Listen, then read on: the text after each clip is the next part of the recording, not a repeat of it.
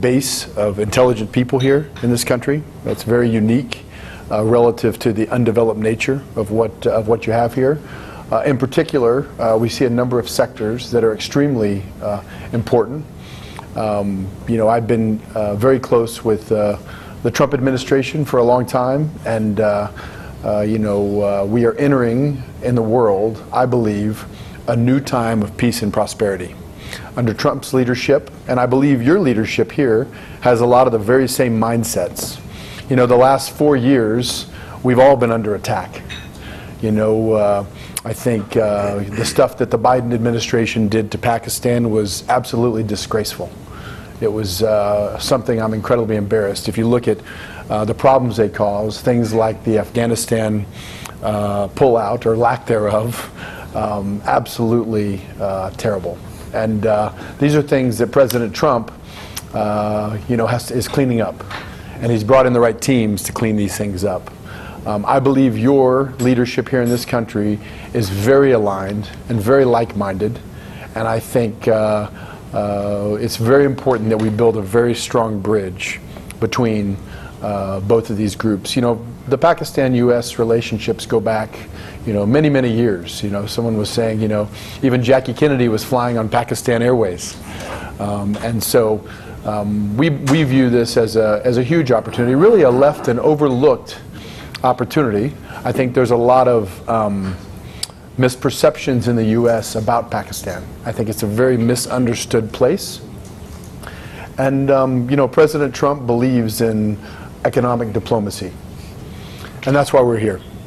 We plan on investing billions of dollars in Pakistan across a number of different areas.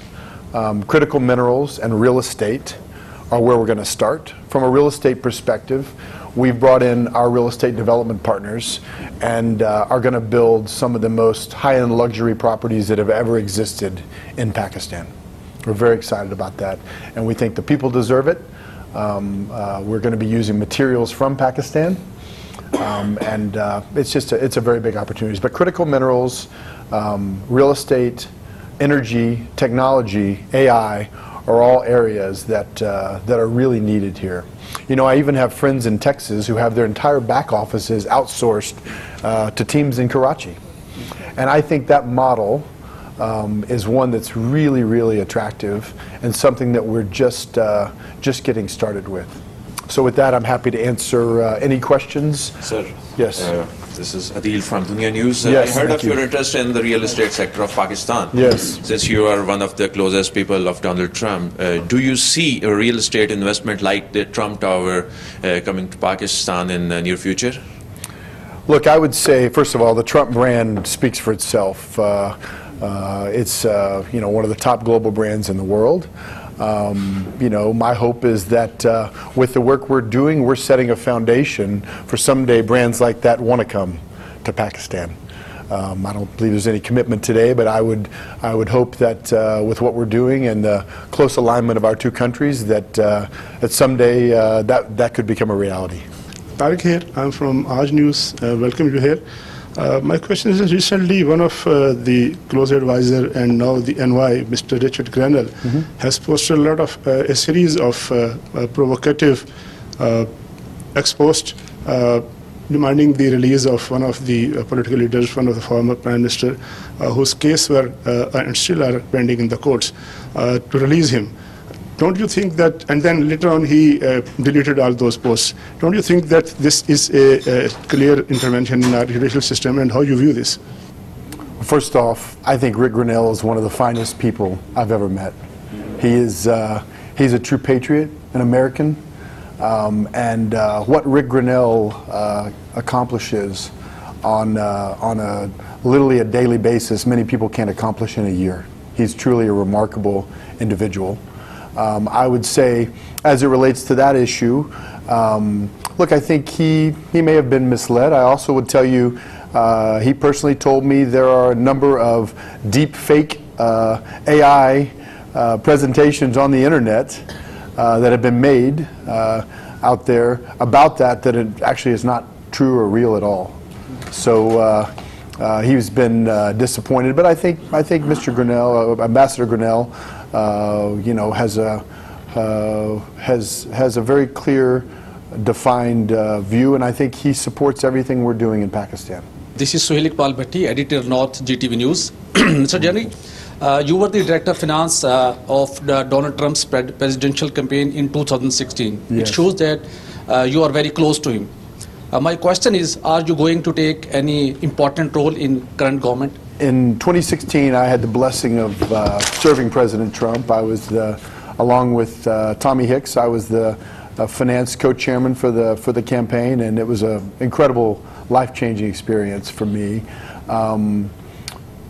We have the most amazing president in the world, in America, and his ideals, his tenacity, his hard work ethic, I can only dream to match what he does on a daily basis. For me, I'm a businessman. I'm not a politician. The same reason I'm back here, just when I was here a couple weeks ago, getting stuff done. I'm not here to talk. I'm here to do. So I have no plans to take an active role in the administration whatsoever. My plan is to be the person in the field getting stuff done, working to deliver the economic diplomacy that America needs to bring to the whole world. And for me, Pakistan is one of those very unique opportunities that's been overlooked, and we hope to build a bridge. Because look, when you build a bridge in business, the government stuff becomes very easy. You know, when you have a reason to care about a place, a love of a place. I mean, the people I've met here are some of the best ever. They care about family values. You know, they care about having a job and working hard. They deserve the opportunities that the rest of the world is given. And your leadership here, from the time I've spent with them, believes that so strongly. They want to do whatever it takes to lift all the people up here. We're even talking about in our housing businesses, you know, we're bringing new technologies here with our partner to build low and middle income housing as well as the super high-end luxury housing on a scale that's incredible. This same technology, tunnel development, has been used in Turkey by President Erdogan very, very effectively. We want to bring the same technology here, use it in Pakistan, where you can build the structure of an entire 30-story building in a month. It's absolutely incredible. Very safe, very high-end feeling. And we're going to use that same technology here on the real estate side. And we're just trying to find the best avenues because we want as many Pakistanis as possible to be homeowners. Your finance minister is doing everything they can to bring interest rates down. Obviously, interest rates have just started to come down here. That's so important. You know, one of the things that's made America great has been the ability of everyday Americans to own homes and accrete value in their homes over time. That same opportunity, that same financing needs to come to Pakistan, and we're going to help that occur. Hi, this is Anika Nasari, RY News anchor person. I welcome you to Pakistan firstly because it is certainly a land of opportunity, a land where foreign direct investment would change the lives over here, at the same time would change the lives of the investors at the same.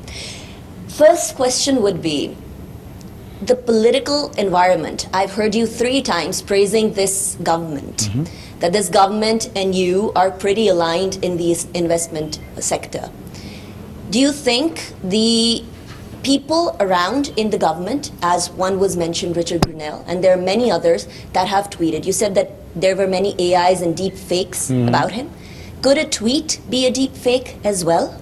Because that was a tweet that was done from his account, and there were many other accounts that tweeted about Pakistan. And there's a very strong perception on social media as well, that because of the close relationships of Donald Trump and Imran Khan, this government could be in trouble. Would that perception be correct or not? Secondly, you've been here a week ago, I've been told.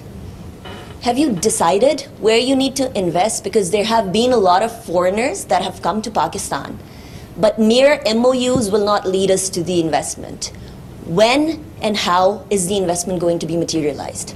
As it relates to tweets on Rick Grenell's account, I'm not going to, I believe Ambassador Grenell probably has a better understanding today than he did previously of the current situations here. I don't know Imran Khan or all the issues that existed in the past, but I've seen no evidence that our administration in the U.S. has anything but respect for the leadership here, period. You know, with some of my own research that I've done, you know, I think there were a lot of issues with that former prime minister, but again, that's not what I'm here to talk about. As it relates to investment, yes, we have several active ideas on where to invest. In real estate, you will see, I believe, agreements in the next 10 days signed by us, moving forward with several real estate projects, not just MOUs. Like you, an MOU is just a starting place. We had to kind of define what the parameters of the investment were, and now we're running hard on that. So we have a great team. Frankly, they've been burning the midnight oil every day. I think they barely have slept, working on plans, developments, infrastructure that's needed. And I think within the next 2 weeks, I've told them agreements better be signed. So that's very important. Real estate's going to be our first place of investment. It's going to be significant real estate investment. We are going to launch, you know, among a few different areas, we're going to launch some incredible products. Maybe you're even interested in it yourself. We're going to have some beautiful villas that we build here in Islamabad. And it's going to be, ultimately we're going to do more than 1,000 of those, but we're going to start with a couple hundred quickly. And these are going to be super high-end luxury branded products. So we have a number of brands that really want to come to Pakistan. And so we're going to, we're very excited to build the highest end product that's ever been built in Pakistan. And we're going to get after that quickly. Number 2 is critical minerals. In this country, you have critical minerals intertwined with gold and platinum and other metals. We have several locations and diligence that we're working on right now. We're bringing in the teams as we speak to evaluate those. I believe that we will have one of those signed, agreed to, and funding in the next 2 weeks. So real estate and critical minerals, for us, you know, the U.S. has some real supply chain issues. We have outsourced our supply chain as it relates to critical and rare earths to China, and that's over. Okay, we don't have many enemies in the world, but China is a place that's becoming more difficult for us, for sure.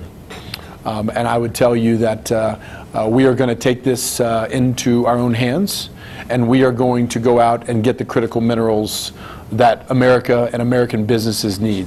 The materials and magnets and defense-related things and the things that we need for batteries, those are going to be things that we control in our hands with close allies. I view Pakistan as one of those close allies that we need to assist us. You're blessed with having a huge amount of critical rare earths here. I believe there's an excess of $50 trillion of rare earths here in this country. A lot of work needs to be done. We're going to be bringing in shortly, and I was working on this yesterday, teams of people to evaluate and shoot magnetics, fly magnetics over the country to really understand what that looks like, so that we can evaluate it and quickly get after it. We have a couple smaller, mid-sized projects that we're going to be developing right away, that we're going to get after, that literally in the next month we'll be ordering machinery for. So to say we're going to let any grass grow, we will not do that. We will get after it quickly. Those are the first 2. The oil and gas sector, I think, is also a very underappreciated area here. You have reasonably high gas prices and global oil prices. I think that I have a lot of experience in the energy sector. I've been in that sector my entire life, grew up in the business. And so for us, that's a very interesting area. We're going to be bringing our teams in the next month to also evaluate that. I think one of the beautiful things that Pakistan has is they have an incredible natural gas infrastructure already in place because of some of your big fields and some of the previous finds from Exxon and others. You have the infrastructure. You never go to a developing country where the infrastructure is already in place. You just have to supply the gas. That is a huge opportunity. Usually you're finding gas in a remote location. You have to take a long time to build infrastructure out. We don't have that issue in Pakistan. We can tie our wells in very, very quickly. We can bring Western U.S. technology in drilling, okay, and develop things very, very quickly. So I think it's a huge opportunity. And our plan is not to do everything ourselves, but also we see ourselves as the first one through the door. Then we're going to be bringing lots of Western companies here. That's our goal. That is our goal. We're even contemplating bringing our international free zone trade partner. We are involved with a group called IFZA, IFZA.com. You can look at it, which is the largest free trade zone in Dubai. And we are looking at bringing that business to Pakistan and really creating a on-ramp to bring business to the country. That's what it's done. In Dubai, there's more than, our IFZA opportunity is bigger than all the other free trade zones combined. It's got over 50,000 customers. Think if you go to those 50,000 customers and you say, hey guys, you can now come to Pakistan. You can now have offices in Pakistan within our offices. You can have infrastructure in Pakistan. You can put your back office here. You can bring technology. You can bring AI. We can set up data centers. It's an unlimited opportunity to harness. It's sitting there in front of us. We have to have the right political environment. We have to have the right partnerships. And I believe we see that opportunity here. So we couldn't be more excited. Hopefully that answers your question. Amir Ilyas from Express News. Wonderful. You just tell that Biden administration was disgraceful for Pakistan. Yes. And our leadership is very wonderful. How you see Trump administration will go with our leadership and with your investment plans? Well, whenever investment comes in, President Trump is first and foremost a businessman. He gets business. He's a transactional president. If U.S. interests and Western interests are aligned here and working hard and investing in the country, I see a real reason for the U.S. to get behind that. I think the mindset of your leadership and the mindset of President Trump are very similar. I think the opportunities between our two countries, from a business perspective, which is what I'm focused on, I'm not a political person. I'm going to leave politics to other people. But politics and business do mix from the perspective of having some support that's very, very key. And I believe that we will have the support we need here in this country, both from your administration and from our administration. I mean, just think about this. The U.S. needs all these critical minerals, as an example. Think of the opportunity not only to develop the critical minerals here, but also to have a midstream opportunity. We have talked to several partners on the midstream side, the people that would refine it, upgrade it, actually create the end products, and then deliver them to America.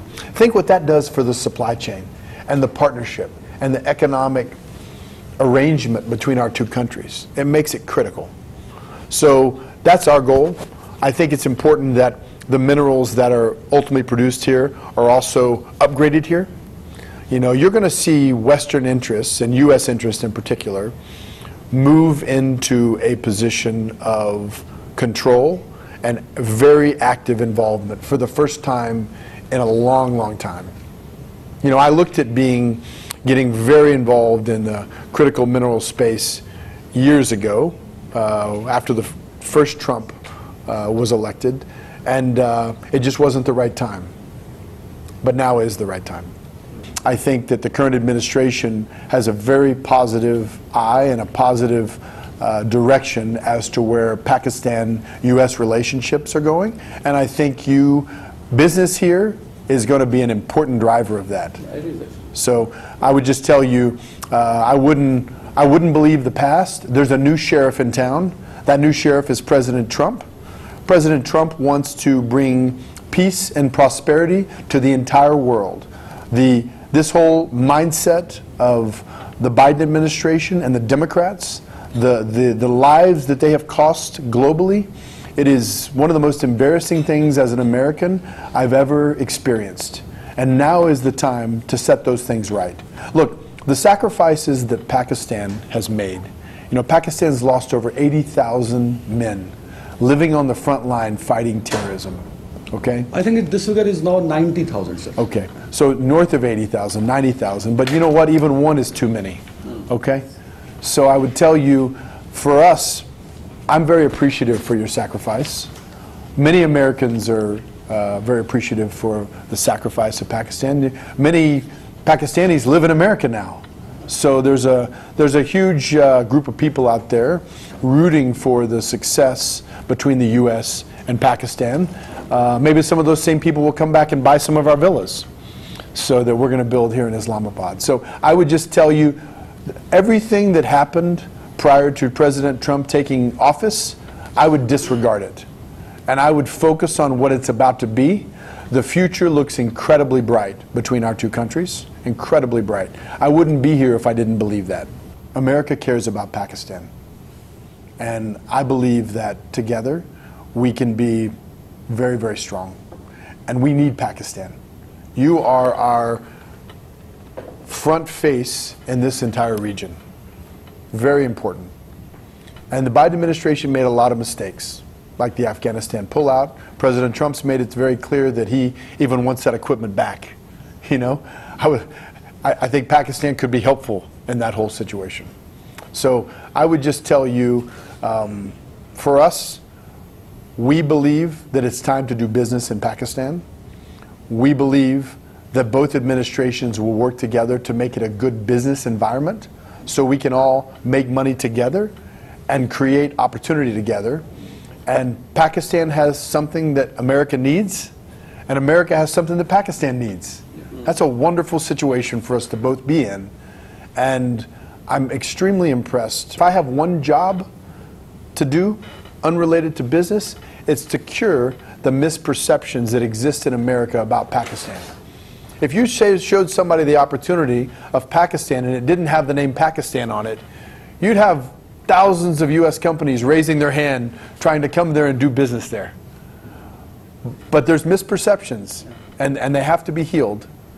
And my job is not to get involved in politics, but to rather bring economic opportunities, because we need to have an ocean that rises and lifts all the boats, you know, creates jobs, trains people. Thank you, sir. This is Javed Baloch.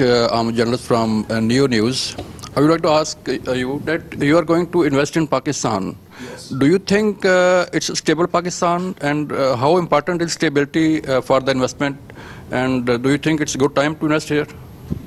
First of all, I view Pakistan currently as a very stable environment. I would say we wouldn't put our investors' capital at risk if we didn't believe that. I think it can continue to improve. I think, you know, things like interest rates need to come down, and they've started, need to come down. I think the stranglehold that the IMF has had on Pakistan needs to change. I think the IMF needs to work closely from an economic perspective and allow Pakistan to grow properly. I think that's incredibly important. I think too much restriction on that is not healthy, and I think that's something that they really need to reconsider.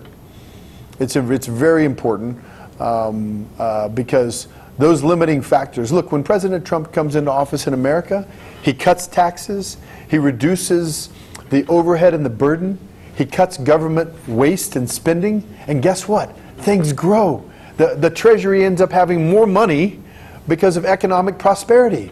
That's the same thing that needs to occur in Pakistan. Pakistan needs to do the exact same thing that America is doing. You know, President Trump's great leadership, and he's put some incredible people in place. You look at people like the Treasury Secretary, Scott Bessent. I mean, there's never been a more qualified Treasury Secretary, in my opinion, than Scott Bessent. Not in my lifetime anyway. He's brilliant. Absolutely brilliant. You look at some of the ambassadors that are being put in place. I think it's very important to get the right ambassador here in Pakistan. That's something that is really critical, and we need a business person. We don't need a bureaucrat. We are facing huge energy crisis in Pakistan. There is an infrastructure, but unfortunately there is huge unbalance between demand and supply. Yes. We have resources, but we have not such kind of expertise to explore and put in pipelines and other infrastructure to fulfill my requirement. And because of the energy, my economic structure is collapsed, almost collapsed. What are the plans and what America can invest in energy sector of Pakistan? And my second question is about AI, DeepSeek and co-pilot type things. We have huge human resource who can work on this. Yes. And they are seeking for job, but there is no opportunity in Pakistan Let's talk about that. And energy plays an important part in that. Both, okay? please, on both. Yeah, well, I'll be happy to go into both of them. So, look, I've been in the energy sector my entire career. I grew up in the oil and gas business in Texas. I have a lot of experience. My family was involved early on in the Gulf of, what you're now calling the Gulf of America. It used to be the Gulf of Mexico, but we've rewritten it. Thankfully to President Trump, he's 100% correct. So in the Gulf of America, we were early adopters of drilling wells off of 3D seismic, okay? That is what made the percentage of success in the Gulf of America so high. In those kind of wells, you should have north of a 80% success rate. Okay? Because, and technology's only dramatically improved since then. When 3D seismic came to the Gulf of America, it changed the whole environment. We have that opportunity now in Pakistan. You have a huge area right offshore that's completely undeveloped and underexplored. With 3D evaluation and reprocessing on top of that, I believe there's huge gas reserves and huge potential here. There's also some onshore that are deeper. We have the expertise to do that, absolutely. As I mentioned earlier in my speech, oil and gas is going to be something that we absolutely dig into. I have a team coming here in the next month to begin evaluation on that. So very exciting from that. And look, cheap energy, America has benefited from cheap energy, okay? It's American engineers know how to get stuff done. All right? We have to bring that same technology. And it's not only in America. There's some very smart groups. Even the Turkish have some great oil and gas companies that have been successful. You need many oil and gas companies coming here to develop this and to boost production. Currently in this country, there's a benefit of drilling shale gas, okay? We invented shale gas in America, okay? The shale gas revolution in America started with the Barnett Shale right out my back door outside of Dallas, okay? I grew up in that play. So I would tell you, right now there's a big premium placed on shale gas and a 40% premium. I think in the next 5 years, you won't even need to pay a premium for the shale gas because the economics will just work. So I think there's a huge opportunity to develop both oil and gas resources here.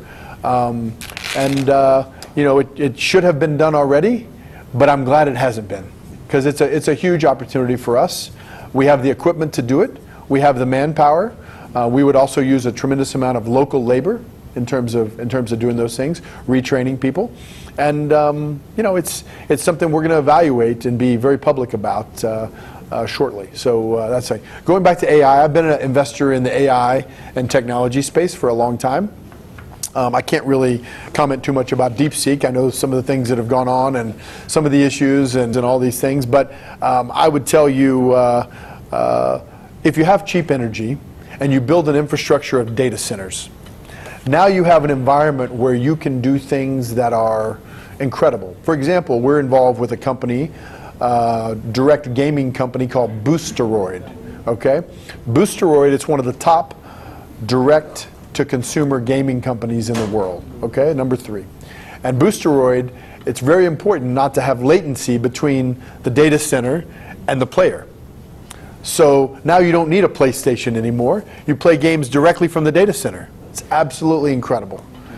We've been involved with this company for some time, and it's a huge opportunity. But you can't do that in Pakistan if you don't have the right data center. And you can't have the data centers if you don't have the appropriate power. We need smart entrepreneurs to bring platforms, to train people, to hire people, and to build huge opportunities as it relates to the human.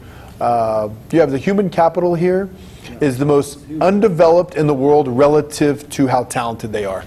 That needs to change. I know you had one more. Yeah, can I? Sure.